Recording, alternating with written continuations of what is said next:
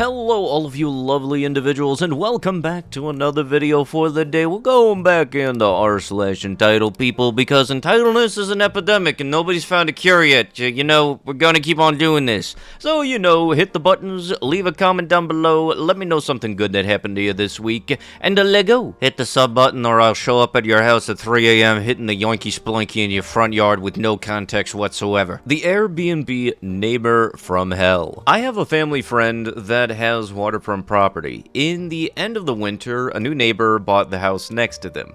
They had asked me to set up a full 4K camera system for them with PTZ cam. Since then, the cameras have caught one, the neighbor didn't secure their dock during a high current period, causing it to hit the friends, making it float away, and costing them $6,000 to replace, and the neighbor just watched it happen and chose not to contact them at all. The neighbor avoided them like a coward after it happened. 2. Dumping their trash in the friend's fire pit and then burning it. Again, the neighbor is nowhere to be found, and then trying to talk to them about this.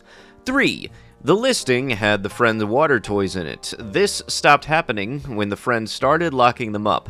As a bonus, the guests, although they stopped when told to, can't exactly fault them for being given bad information. The neighbors love to use the friend's beach, despite the neighbors having their own, and the friend's is just bigger and nicer. 4. After installing cameras, I was looking and found the neighbor's wife walking around in the friend's yard, inspecting and trying to mess with them, but we got some vandal and tamper-proof ones. To add to this, they seem to use the friend's yard constantly when they aren't home to play with their dog, and the wife absolutely loves to mess with the sprinkler setup.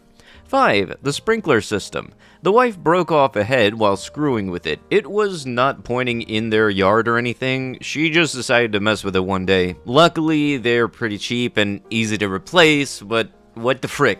6. The guests aren't terrible, however, according to the listing, it sleeps 5, yet the friend constantly sees tents in the yard with at least 10 to 15 people there. Aside from being slightly loud past 1 a.m., the guests have been significantly more respectful and friendly than the Airbnb hosts themselves. And 7, they never talk to the friend. Every time they try to approach them, they just hide. These people are in their 60s, yet seem to act like children. Any idea what my friend could do? Talking to them and leaving notes is not an option since they have no interest in communication.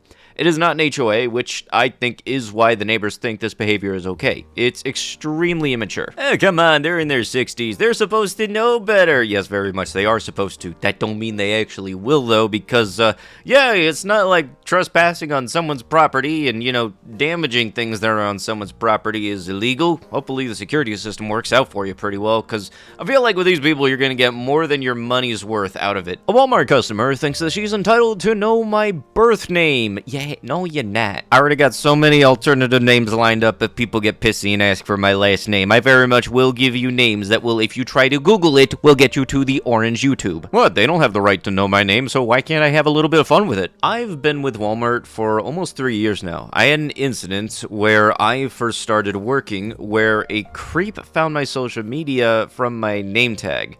After that, I changed my name tag to a different and traditionally male name. I'm non-binary, but still dress and look feminine, so my preferred name often brings up a lot of questions.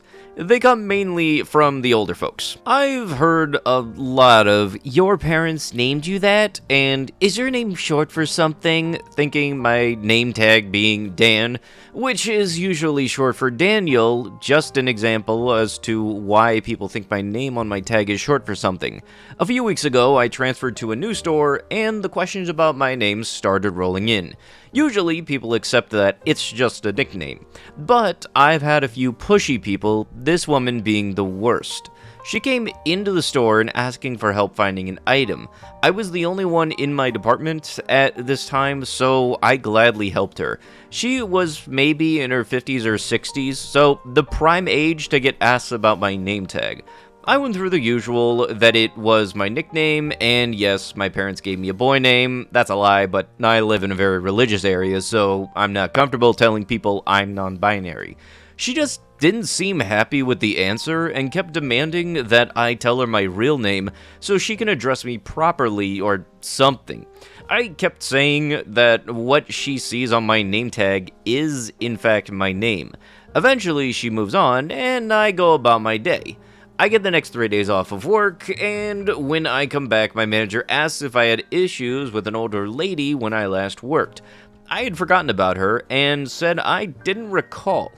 Then he described how she had come into the store demanding a manager.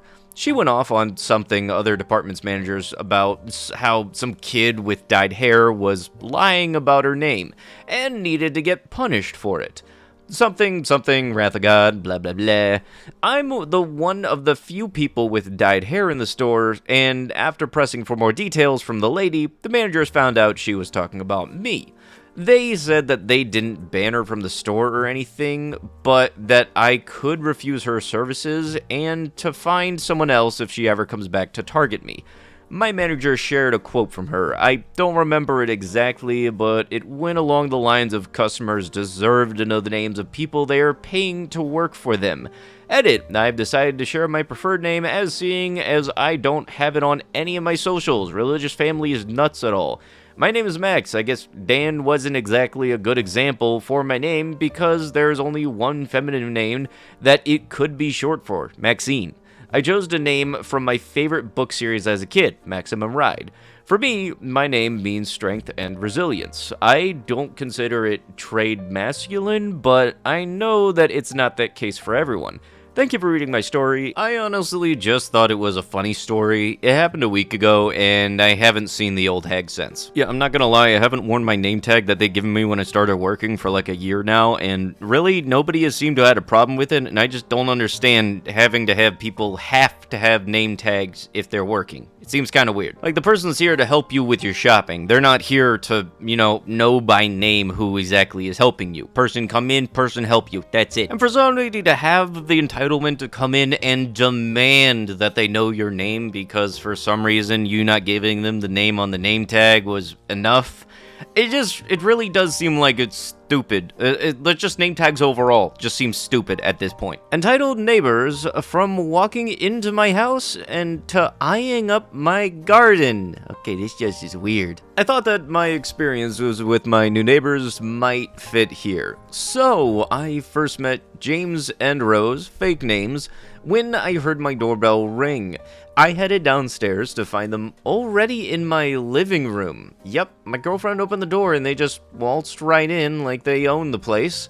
Awkwardly said hello whilst guiding them back out the front door, and thought that was that. Boy, was I wrong. James and Rose bought an ex-council house that had been badly damaged by the last tenants. I'm talking busted walls, shattered windows, you name it. The house was listed accurately, so none of this was a surprise to them. Strangely, I never had problems with people who used to rent, and was amazed when they left and I saw that the damage that they had done. James and Rose decided I'd be helping them out and had the audacity to come over with a contract they had drafted, stating that their builders can use my garden, my bathroom, and that they could use my kitchen whenever they needed until theirs was installed.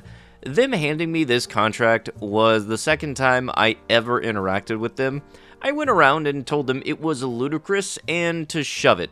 They were not pleased and slammed the door in my face. Not too long after, I find them stood in my backyard again. My girlfriend had been hanging up the laundry, and they'd apparently heard her and decided to let themselves through my front yard, around the side of my house, and right up to her. Girlfriend was practically frozen, holding up a pair of her pants whilst they just stood there. Looking around and smiling, they then suggested, given how unhelpful I had been with their renovations, that I host a barbecue for them and their friends. What friends, you ask? Well, it beats me. I shut that down quick and told them to never come through my back garden again. But they weren't done and couldn't leave yet. They had the gall to propose straight after being told to GTFO that I give up roughly 1/5 of my garden so our gardens could be equally sized. I told them in no uncertain terms that they can forget it. Not my problem that they bought a house with a smaller garden. I was seeing red, and I think they knew they'd pushed it too far as they scampered away. I guess James and Rose decided that I wouldn't willingly give them part of my garden. They tried taking it instead. From my back room, I saw some guy standing at the end of my garden. I went out to ask who he was and how the hell he got there. When in saunters, you guessed it, James and Rose. Turns out James and Rose had torn down our adjoining fence, and this guy was planning where the new one would go, clearly not having been told that it's my garden, and I absolutely was not on board with this plan. Oh, but wait, they also peeped through my windows and had questions about my belongings. I do kickboxing and have a bob, a life-size training dummy. And did I know that it's scary and should probably be moved away from the window? They didn't want to see it whilst they were enjoying their newly enlarged garden. I calmly told the man that I was keeping all of my garden and none of them had my permission to be there. I also informed them that if I catch them in my garden again, they're volunteering to be my new Bob. Last I heard, they tried to bully our 70-year-old neighbor into giving up part of his garden. He's got early onset dementia, and his 4 or his 5 sons visit regularly, but don't live with him. I stay in contact with him as I go around to help my neighbor now and then, or just to chat and keep him company. He's a really cool guy, and hearing him upset about some contract and losing where his shed is, and I was fighting to not see red. One text to his sons, and that nonsense was shut down real quick. I never thought I'd meet people this entitled, but here we are. Needless to say, James and Rose have kept their distance since my very explicit warnings, which extend to bothering our dear old neighbor too. My girlfriend is back to hanging up washing outside, but she won't open the front door without checking the ring cam first now, just in case it's them. Anyone else dealt with the neighbors from hell like this? Edit, forgot to add, James and Rose also concreted over all of their front and back gardens, and then got 4 cats. The amount of cat shit I've had to pick up every day is wild. I have taken to picking it up and dumping the bags on their driveway. Edit 2. James and Rose are hated around here. A guy called Jim in our local handyman. Great at all of those things you can't do, don't have the tools for, and don't have the skills to manage. Apparently, the first job he doubled his daily rate just for them. Either way, they won't hire him, or he'll get double the money. Win-win. Yeah, no, that's the thing. Neighbors, all we share is a street. That is it. If I don't want to have to contact you, if I don't want you in my house, I do not have to let you in my house. That is the thing. All we do is share a strip of road. That's all that we have to share. Just watch this James and Rose person also happen to be on the local HOA, so that apparently lets them have something to do because honestly, I don't really see any reason for the HOA to exist outside of minor community maintenance and giving people on pension something to do. Oh yes, could you reduce the size of your garden so that we have the same size? Why does that matter? And really, the whole like opening the door and then them just waltzing right in, that just gave me flashbacks to my own work when somebody was able to force the door open, and because they could do that, they thought that we were open at 9:20. And by that, I mean 9:20 at night. Seriously, these two sound like those whole if you give an inch, they'll take a mile kind of schmucks. How one couple's entitlement took my livelihood and my health. So I've been holding on to this for a long time. Sorry it's long. I was a nurse, considered high risk due to asthma, so I wasn't allowed to care for beer virus patients or patients exposed to it that the hospital quarantined and treated as if they were positive. And I was on an ICU that wasn't taking beer virus patients or even patients who were recently exposed to it. We had patients waiting for heart transplants, and if exposed, they were removed from the waiting list. Anyway, a patient was admitted to the ER and was asked if anyone close to him was positive for the virus. His wife tested positive 2 days earlier. He and his wife lied and said no because otherwise she couldn't visit, and they thought that it wasn't a big deal. Plus, he didn't want to be in isolation for 5 days and tested every day to make sure he didn't have it. So, he was sent to my unit because he wasn't positive at the time, and we had no reason to assume that he'd be positive later. Remember, you are infectious and can spread the disease several days before you test positive. This was before I was able to get vaccinated. A few nights later, I start my shift, first of 4 12-hour night shifts in a row, and I was assigned to him. We did all the baths and dressing changes on night shift, so I had to get up close and personal. I asked him to please wear a mask while I was in the room, providing care per hospital policy. He said, "Hell no, it's my God-given right to not wear a mask," and went back to watching Fox News. The charge nurse said to let it go. He proceeded to cough in my face every night for my 4 shifts until we moved him to another unit that 4th night. The next day, he spiked a fever and was retested and tested positive. By that time, he had exposed over 100 employees. It was also at that time that we found out the truth about his wife. Less than a week later, I lost all sense of smell and taste and tested positive a few days after that. Unfortunately, I'm one of the lucky patients who never got better, and for whom the virus caused to develop several autoimmune disorders in addition to the long version of the virus. I now have POTS, a form of dysautonomia. Basically, my autonomic nervous system no longer works properly, so not only do I faint sometimes when I change positions, I have a ridiculous high heart rate, blood pressures that are either too high or too low. I no longer sweat and am unable to regulate my temperature. I get heat stroke very easy, so no outdoor time in the summer.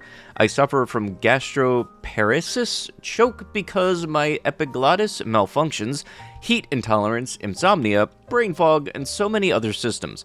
I also developed MCAS, look it up, chronic fatigue syndrome, PTSD, and agoraphobia. This is in addition to my pre-existing fibromyalgia, ADHD, and depression. I went from taking 2 medications daily to over 20 plus meds. I went from having a crazy good memory to barely remembering if I ate breakfast. My wife has to do all of my meds and remind me to take them. I don't leave the house except for doctor's appointments, and even then I have to be heavily sedated to get me to go. We used to hike and whitewater raft, now I have to use a rollator to get around, and I can't stand for more than 10 minutes. I can't work, I took my days just to type all of this up, I barely leave the couch, I'm only in my 30s. All of this because one couple's entitlement. The cherry on top of this is my wife and I got married and bought a house 3 weeks before all of this went down. Edit, I worked for a state-run hospital. In order to sue the hospital, I would have to actually sue the state I'm in. My wife has informed me that we did indeed look at a lot of different legal options. The lawyers willing/able to sue the state all wanted hefty retainers, and we couldn't/can't afford it. This is just one of those times where the law couldn't help and actually hindered. Yeah, you know, it's your God-given right to not wear a mask. Yeah, no, where in the Bible does it say that you are exempt from going beyond a policy that is in place that keeps people healthy? Having the virus is not fun, and trust me, it wasn't easy to make the videos while I had the beer virus, you know, a year or two back or something. It's not fun at all. It can definitely mess you up. I know for a fact the day that I had it, my back hurt so much I actually couldn't sit. But yeah, you know, it's just how you're entitled to being able to totally mess up somebody's life. Yeah, way to go, dummy. Childhood friends thinks that he has a right to my car. So this happened about 15 years ago, and I thought it would be nice for the subreddit. I had a childhood friend, Steve, 28 at the time, not his real name, go through a really bad breakup with a girl he had been dating for multiple years. He eventually started dating an 18-year-old girl, Kate, also fake name, as a rebound that he met at a party. Kate was an enormous mooch. She was always asking for handouts and never had a job as long as I knew her. Steve had gotten a DUI in his early 20s and had his license taken away as a result. I don't know the details or semantics of how it works, as I've never had a DUI and never cared to look up how it worked. Steve was driving someone else's car when he got the DUI. He didn't have a car himself, so after the DUI, he never tried to get his license stuff fixed or anything so that he could drive himself. He had his ex drive him everywhere when they were together. About a month after his breakup, his mother passes away.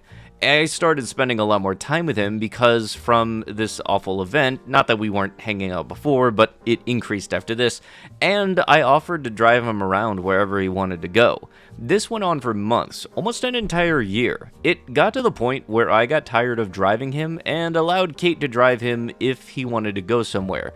This went on for anywhere between 6 to 8 months. He was taking the bus to work at this time, but I ended up dating one of Kate's roommates. She was close to my age, and I started just sleeping at their place, and so did Steve. He usually got up for work 2 hours before I did, so I would let Kate drive him to work and bring my car back so I could go to work afterwards. Except one morning, for some reason, he set his alarm way later than he usually did. I hear it go off not long before I was getting up to get ready for work, and he told me he has enough time to make it to work on time and to get the car back to me. I took it in stride and trusted that he was right, so I wait for Kate to get back. My girl at the time had to work about 30 minutes earlier than I did, so she already had left for work. So time ticks down, I'm texting Steve and Kate and not getting any replies. It took about 30 minutes to an hour, depending on traffic, to get to my job from my girl's house. About 10 minutes before my shift starts at work, Kate waltzes in with a Burger King bag. She tells me something about the drive-thru taking too long or something, no apologizing for being late. Of course, it took close to an hour to get to work. I called my boss beforehand and told them the situation, and they weren't happy. I got a written warning at my job because I was so late. I think my boss wanted to give me a formal write-up. She really didn't like me. Steve later texted me a really lame apology, something like, "Sorry you were late, but there was enough time for you to make it if you would have hurried." So I told Steve the next time I saw him that Kate was no longer driving my car, and I'm not being his taxi anymore. He flew off the handle for this. He started saying stuff like how I legally couldn't deny him a ride anywhere because he has a DUI on his record, how he had just as much right to use my car as I did. His name was not anywhere on my car, and he never made any payments for me or anything like that, so I have no idea where he was coming from on that one. He barely paid me gas money sometimes, and then he started using his mom passing as an excuse. Now, I was very sympathetic about the whole situation, and was there when he needed to talk and needed a ride, or just generally when he needed a friend, so I was insulted that he even brought her into this equation. So, we stopped talking. Years later, we reconciled, but weren't as close as we were before. He ended up getting married, not to Kate, apparently that relationship ended horribly. I hung out with him a few times, and when the virus hit, I didn't really see him much of anyone. My dad passed away earlier this year, and I got a message on social media from his wife that was like, "Sorry about your dad," but never anything from him. I guess he didn't have to say anything, but it would have been nice since I was there for him, and he knew my dad very well. Yeah, I think it would have been nice for him to kind of reach out, and also there's very much a difference between helping out somebody because they need help, and then that person taking the help that's being offered, and then thinking that they're entitled to get more of that help whenever they seem it being convenient. That very much is not how that works at all. But with that, that is going to have to be it with the video. If you guys would like what you had seen and you want to see more like it, you know what to do. Hit the like button, leave a comment down below to start up them wholesome internet discussions, because that engagement very much does help out the algorithm and the videos and stuff. And if you haven't already, subscribe to the channel and turn on the notifications. I'll be sure to see you guys in the next one. Thank you so much for watching, and bye-bye.